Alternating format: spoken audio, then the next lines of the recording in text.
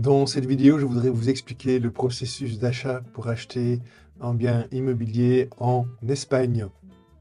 Bienvenue, mon nom est Cédric De Sueny, je suis agent immobilier dans la ville de Barcelone et depuis plus de 20 ans, j'ai des clients essentiellement non résidents étrangers à acheter un bien immobilier à Barcelone ou en Espagne de manière générale. Avant de vous expliquer le processus exact de comment est-ce qu'on achète un bien immobilier en Espagne, je voudrais vous rappeler, et ceci est une notion très importante, que l'Espagne est un pays divisé en communautés autonomes et chacune de ces communautés a des compétences relativement larges en matière fiscale, urbanisme, succession, et donc votre niveau d'analyse doit absolument se porter à un niveau local, sans quoi vous allez prendre des décisions sur base d'informations qui ne sont pas nécessairement correctes. Une chose importante à comprendre également en Espagne est que le rôle des intervenants, même s'ils peuvent avoir le même nom, n'est pas nécessairement le même que dans nos pays. À ce titre, le notaire a un rôle beaucoup plus limité en Espagne qu'en France ou en Belgique ou en Suisse. Il a essentiellement pour fonction d'authentifier l'acte de vente que vous allez signer dans le cadre d'une opération immobilière. Donc il n'a absolument pas de devoir de conseil envers l'acheteur ni envers le vendeur. Et donc, in fine, il n'est pas là pour protéger vos intérêts. La figure centrale qui vous protégera sera un avocat que vous devez mandater au début de votre recherche immobilière, et ceci au plus tôt. En matière de préparation indispensable avant de commencer à rechercher un bien immobilier en Espagne, je vous conseillerais d'une part d'obtenir un NIE. Le NIE est en fait votre numéro qui vous identifiera auprès de l'administration espagnole. C'est un numéro qui est valable à vie. Cela prend entre 4 et 8 semaines à obtenir. Donc c'est vraiment une des premières choses à faire. Étape numéro 2 est d'ouvrir un compte en banque. Alors vous pouvez à la base ouvrir un compte en banque avec votre passeport et ou une carte d'identité. Par contre, par la suite, une banque espagnole vous demandera très certainement votre NIE. Donc faites ces deux choses immédiatement à partir du moment où le projet se concrétise. Deuxième élément très important dans votre préparation, c'est le fait de créer une équipe. Dans l'équipe que vous devez créer, je vous conseillerais de, d'une part, travailler avec un avocat, éventuellement, deuxièmement, faire appel à un courtier en crédit qui peut également vous conseiller sur une structuration financière de votre achat. Je pense également que travailler avec un architecte est quelque chose de fondamental. Bien souvent, la plupart des étrangers ne font pas appel à un architecte, alors que je pense sincèrement qu'il a un rôle excessivement important dans la due diligence que vous ferez du bien que vous voulez acheter. En matière de préparation, je vois également souvent que mes clients, quand ils me contactent au début, le projet qu'ils ont n'est pas bien défini. Quand je vais par exemple une conversation avec monsieur ou une conversation avec madame, les critères qui sont importants pour l'un ou pour l'autre ne sont pas du tout les mêmes. Et donc arriver à uniformiser le projet fait partie de la préparation que vous devriez faire en amont. Et donc typiquement avec mes clients, je leur fais remplir un questionnaire avec des points qui pour eux sont non négociables, importants, qui sont moins importants. Et en faisant ceci, on arrive vraiment à définir de manière très précise ce qu'ils recherchent et il y a vraiment cette réflexion qui se fait et donc ça permet par la suite vraiment d'aider à définir ce qu'on cherche et ça vous fera gagner beaucoup de temps. Grâce à une définition de projet relativement précise, vous pourrez également rédiger un brief qui pour moi n'est autre qu'une feuille A4 dans lequel vous expliquez qui vous êtes, quel est votre projet, ce qui est important pour vous. Et ceci, par la suite, vous pouvez alors très bien le partager avec un agent local dans la région où vous souhaitez acheter. Et donc ça facilitera grandement la communication envers des tiers qui sont susceptibles de vous aider dans votre recherche. Un dernier élément à tenir en compte quand vous préparez votre projet est de définir votre budget de manière précise.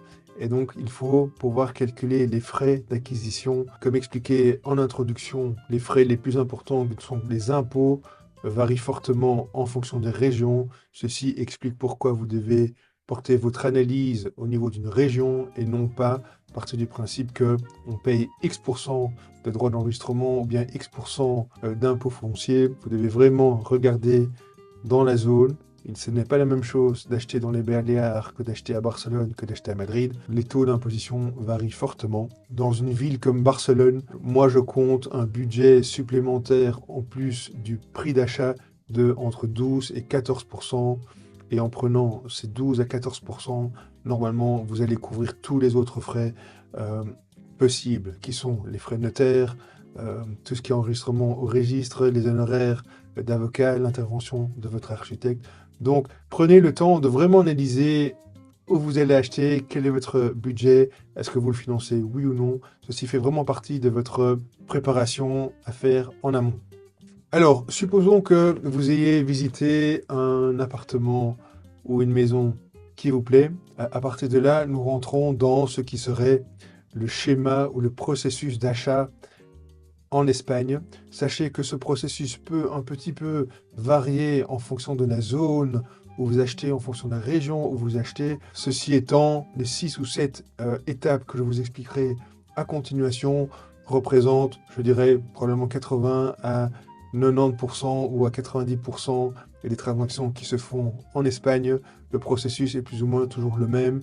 Donc on passe par, d'une part, une offre d'achat. Par la suite, le bien sera retiré du marché en signant ce qu'on appelle un contrat de réserve. Une fois le contrat de réserve signé, votre avocat aura un certain temps pour faire ce qu'on appelle une due diligence. Donc il fera des vérifications légales sur le bien. C'est à ce même moment que votre architecte doit intervenir. Par la suite, on signera l'équivalent d'un compromis de vente qui en Espagne s'appelle un contrat d'art. Ceci est également un contrat sous seing privé. Par contre, le contenu du contrat d'art diffère quand même du contenu d'un compromis comme on pourrait le connaître dans nos pays. Je vous expliquerai tout cela plus en détail à continuation. Une fois le contrat d'art signé, l'avocat préparera tout doucement la rédaction de l'acte de vente final. Et là, il y a également le notaire qui interviendra. Et donc, ce travail se fera de manière, disons, collégiale pour arriver à cette dernière version que vous signerez. Une fois que vous avez signé l'acte, par la suite, il y aura encore un certain nombre de démarches à faire pour transfert de compteur, enregistrer le bien au niveau du registre foncier, afin que vous soyez bel et bien reconnu comme étant le propriétaire et que ceci soit opposable à des tiers.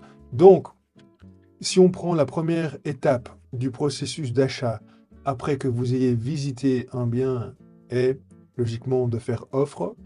Je vois trop souvent que les offres se font de manière verbale en Espagne. Ceci étant, moi je vous conseille toujours de faire une offre écrite et cette offre doit être validée par votre avocat et idéalement rédigée par ce dernier. Dans votre offre, vous devez inclure tout ce qui est indispensable, prix, identification du bien, éventuellement les conditions suspensives qui pour vous sont importantes. À ce titre, si vous devez financer l'achat, vous devez absolument mettre une clause de conditions suspensives de crédit. Bien souvent, les agents immobiliers en Espagne vous mettront la pression pour ne pas mettre cette clause, ou bien vous expliqueront que dans leur zone, ça ne se fait pas. Pour ma part, si vous êtes tributaire d'un avis extérieur, c'est-à-dire d'un avis de la banque qui vous dira oui ou non, je pense sincèrement que vous devez mettre cette clause. L'étape numéro 2, une fois votre offre acceptée, est de retirer le bien du marché. Ceci se fait par ce qu'on appelle communément un contrat de réserve. Le contrat de réserve reprendra en grande partie, a priori, ce qui est déjà mis dans votre offre et devrait idéalement également être rédigé et validé par votre avocat. À ce moment-là, un montant relativement faible sera versé afin que le bien soit retiré du marché. À nouveau, vous devrez mettre les clauses qui sont importantes dans ce contrat de réserve.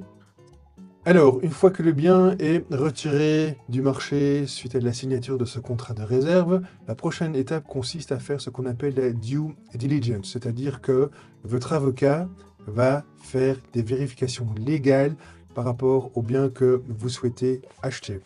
Je vois parfois dans des contenus Internet, vidéos et autres qu'il est possible d'acheter sans avocat. Ceci est vrai, il n'y a aucune obligation légale. Par contre, acheter en Espagne sans avocat, c'est comme acheter seul.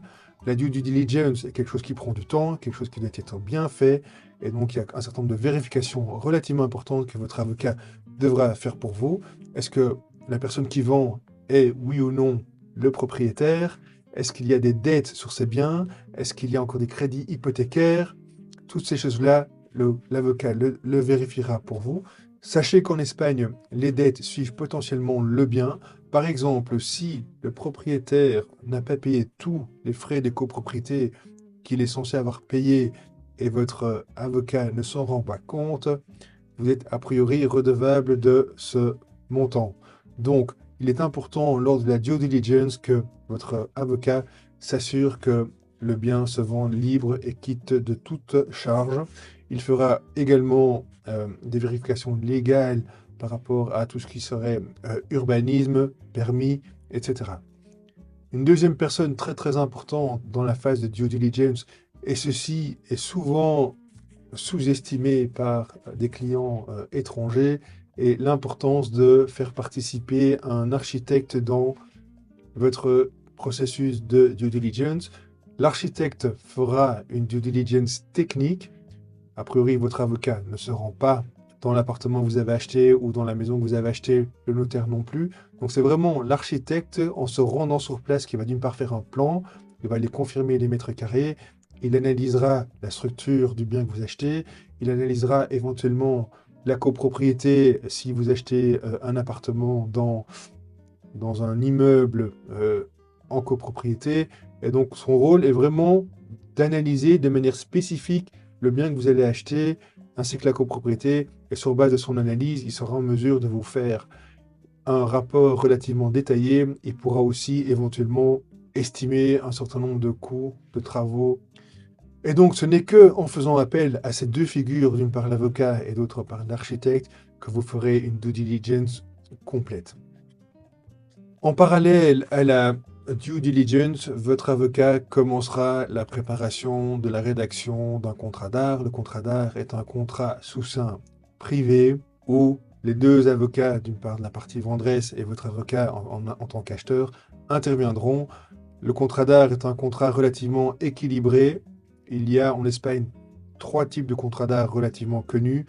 Celui qui est le plus souvent utilisé, en tout cas dans la zone où moi je travaille, qui est Barcelone, est ce qu'on appelle un contrat des arras penitenciales, c'est-à-dire que c'est un contrat dans lequel vous, en tant qu'acheteur, vous versez typiquement 10%. Si pour une raison X, Y, Z, vous ne souhaitez plus acheter ce bien, vous perdez ces 10%. Par contre, ce contrat est relativement équilibré dans le sens où si pour une raison quelconque, le vendeur ne souhaite plus vous vendre alors que vous avez déjà payé ces 10%, d'une part, il vous rembourse ce que vous avez payé, et d'autre part, il vous doit ce même montant, d'accord? Au niveau du contrat d'art, il est excessivement important qu'il soit très très bien rédigé. Sachez que quand vous payez 10%, la plupart du temps, cela va sur le compte du vendeur. Du moment où ces 10% sont payés, sachez que si vous voulez en sortir et vous n'êtes pas couvert par une condition suspensive, a priori, récupérer vos fonds n'est pas si simple que ça. Les conditions suspensives que moi je mets systématiquement dans des contrats d'art, c'est d'une part une condition suspensive s'il y a un crédit, c'est d'autre part encore des conditions suspensives sur la due diligence faite par l'avocat et également sur la due diligence faite par l'architecte. En mettant ces 3 conditions, normalement vous arrivez plus ou moins à réellement vous couvrir si il devait y avoir un souci important qui surgit au moment de l'analyse. Et donc par conséquent, un contrat d'art bien rédigé est important. Et c'est pour ça qu'il faut faire appel, je pense, à un bon avocat. Moi, j'ai déjà vu des contrats d'art qui sont très très bien faits, tout comme j'ai vu des contrats d'art où je me demande si la personne qui a rédigé ce contrat d'art est bel et bien licenciée en droit. Donc faites appel a priori, un bon avocat qui rédigera un bon contrat, qui sera équilibré et qui permettra surtout d'en sortir si nécessaire, si à un moment donné vous découvrez des problèmes substantiels sur le bien qui font que vous ne souhaitez plus acheter. Une fois votre contrat d'art signé, la prochaine étape du processus, qui est a priori l'avant-dernière étape, consiste à signer un acte devant notaire. Je rappelle que le notaire est une figure publique qui n'a pas de rôle de conseil, c'est vraiment votre avocat qui est votre conseil, et donc le notaire intervient, disons, en dernière partie du processus. Donc il n'est pas du tout impliqué dans la rédaction du contrat d'art, qui est un contrat quand même relativement important. Le notaire intervient vraiment à la fin du processus. Et donc, le jour où vous vous présentez chez un notaire, a priori, votre présence est indispensable. Si vous ne savez pas être présent lors de l'acte, il est tout à fait possible de donner procuration à votre avocat de vous présenter. Ceci se fait via un système de procuration devant le notaire. Donc tout ceci est faisable. C'est quelque chose que vous deviez prévoir à l'avance si vous pensez qu'il sera éventuellement compliqué d'être sur place le bon jour pour signer l'achat. Et donc c'est également au niveau de l'acte devant le notaire que le paiement du solde et du prix de vente sera versé. Ceci se fait souvent par des chèques certifiés qui seront donc remis aux vendeurs ce jour. Le transfert de la propriété et le transfert des clés se fera également le même jour. Par la suite, l'écriture publique sera enregistrée au niveau du registre foncier et donc à partir de là, votre titre de propriété est tout à fait opposable et donc vous êtes vraiment reconnu comme étant le propriétaire de ce bien. Cette étape est très similaire à ce que l'on fait en Belgique, en France ou en Suisse, donc ce n'est pas très compliqué, ça se prépare à l'avance, il y a un certain nombre d'échanges entre votre avocat, l'avocat des vendeurs et le notaire, mais tout ceci se passe de manière relativement simple, de manière générale. Ce que je souhaiterais que vous reteniez de cette vidéo, premièrement, j'insiste sur le fait que se préparer avant de faire la première visite est quelque chose d'important. La plupart des clients ont ce projet d'acheter en Espagne, ils commencent à visiter et puis c'est une course contre la montre parce qu'ils veulent faire offre, parce qu'ils n'ont pas d'avocat, parce qu'ils n'ont pas d'architecte, etc. Moi, je vous conseille de réfléchir à quel est votre projet, définir ce projet de manière très précise, discutez-en, faites une feuille A4 en disant ça c'est le projet sur lequel on est d'accord, c'est ça qu'on veut faire, et puis ouvrez votre compte en banque, obtenez un NIE et essayez de créer votre équipe le plus tôt possible. Je rappelle que dans votre équipe, vous devriez idéalement avoir un avocat, un architecte. Si vous pensez financer votre achat, prenez toujours contact avec un courtier en crédit en Espagne, même si vous avez également l'option de vous financer dans votre pays. Prenez le temps de bien préparer votre projet, ça vous aidera fortement par la suite à éviter des erreurs que j'ai vues, que je vois encore, que j'entends. Donc des personnes qui perdent de l'argent au niveau de la signature d'un contrat de réserve, ça arrive également au niveau d'un contrat d'art, sauf que là on parle quand même des 10% sur un bien à 2, 3, 400, 1 million d'euros, ça fait beaucoup d'argent, donc autant essayer de bien faire les choses. Le processus d'achat en Espagne n'est pas très compliqué.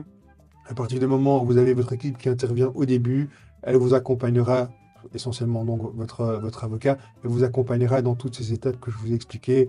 Ce sont 6, 7 grandes étapes. Essayez de les comprendre.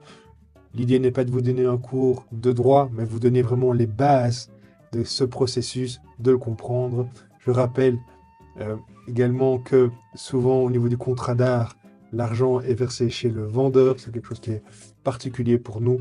Sachez-le, raison pour laquelle tous les contrats que vous signez doivent être validés par votre avocat, doivent être bien faits et doivent surtout prévoir les conditions qui vous permettront d'en sortir si c'est nécessaire. Dernier aspect qui est important est tout ce qui est l'aspect fiscalité. Cela ne fait à proprement parler pas partie du processus d'achat. Par contre, comprendre la fiscalité quand vous achetez un bien à l'étranger me paraît être essentiel. La fiscalité d'un bien immobilier en Espagne, tout comme quand vous achetez dans votre pays, elle est essentiellement à 3 niveaux. Donc vous avez une fiscalité avant d'acheter. Ceci inclut entre autres les frais d'acquisition, réfléchir à comment est-ce qu'on achète. Est-ce qu'on achète en personne physique? Est-ce qu'on achète en société? Est-ce qu'on achète en démembrant le bien nu propriété usufruit? Tout ça, c'est une réflexion à avoir avant d'acheter. Chaque choix a des implications fiscales. Une fois que vous serez propriétaire, il y a quand même également des impôts à payer, des impôts annuels. Un des impôts les plus importants est probablement l'IBI, Impuesto de Bienes Inmuebles, qui est l'équivalent à la taxe foncière. Donc c'est un impôt annuel que vous payerez sur votre bien. Vous devrez également faire des déclarations fiscales tous les ans, que votre bien soit loué ou non, peu importe, les déclarations doivent être faites. Et puis, il y a un troisième volet dans la fiscalité, qui est la fiscalité à la revente. Donc, sachez qu'en Espagne, on paye taxe sur la plus-value quand plus-value il y a. On paie également des droits de succession le cas échéant. Ces droits de succession varient fortement d'une région à une autre. Et le fait de savoir ça avant d'acheter, je pense sincèrement que c'est quelque chose de très très important. Donc, en résumé, je voudrais vous expliquer que la préparation est essentielle. Le processus d'achat n'est pas très compliqué. Il est relativement structuré et ça fonctionne très très bien à partir du moment où vous achetez pas seul. Et puis l'aspect fiscal reste important, que ce soit en Espagne ou dans un autre pays. J'espère que cette vidéo vous sera utile. Si vous avez un projet immobilier en Espagne et vous ne savez pas par où commencer, que ce soit sur Barcelone ou autre part en Espagne, je vous invite à me contacter. Il y a un lien en description. C'est un formulaire très simple à remplir. À partir de là, je vous contacte et on verra ensemble si je peux vous aider. Je vous rappelle, mon nom est Cédric de Soigny. Je suis agent immobilier à Barcelone. Merci.